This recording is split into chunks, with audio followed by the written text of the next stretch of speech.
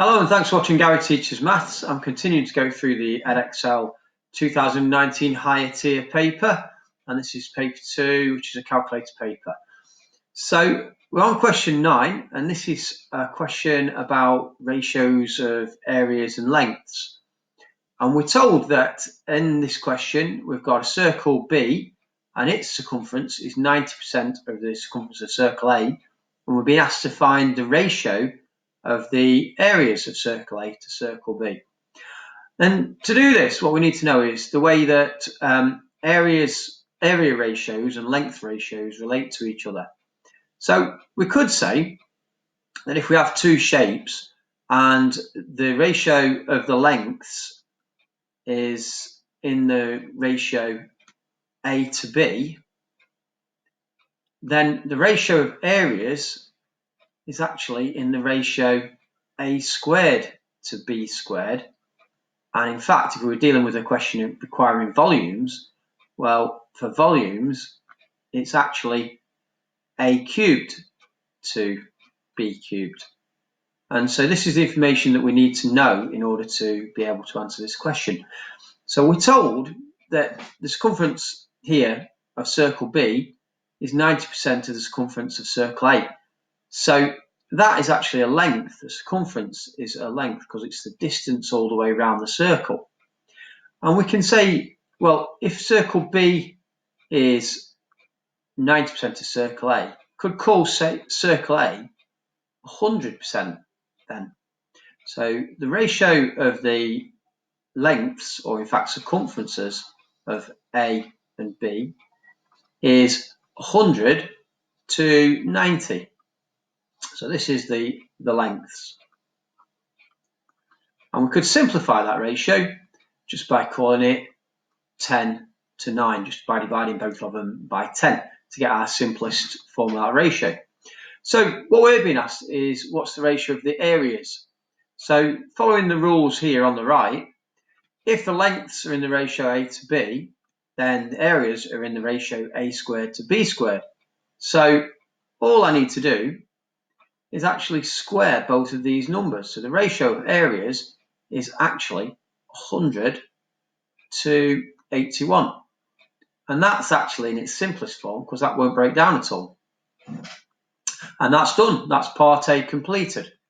So for this second part now, we're told we've got two squares, E and F.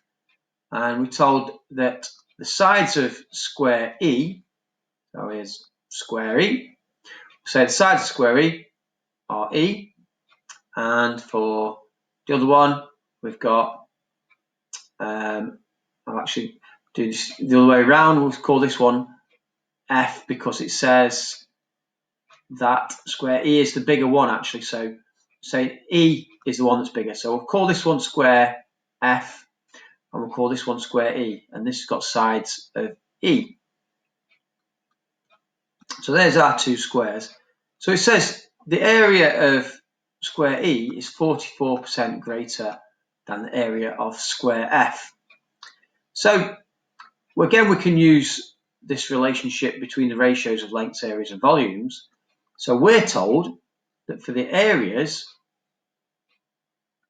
if we've got E and F, then we can say if it's 44% greater than square F, we'll say that square F is 100%, and if I add 44% on to that to get square E, then that's actually 144. So the ratio of the areas is 144 to 100.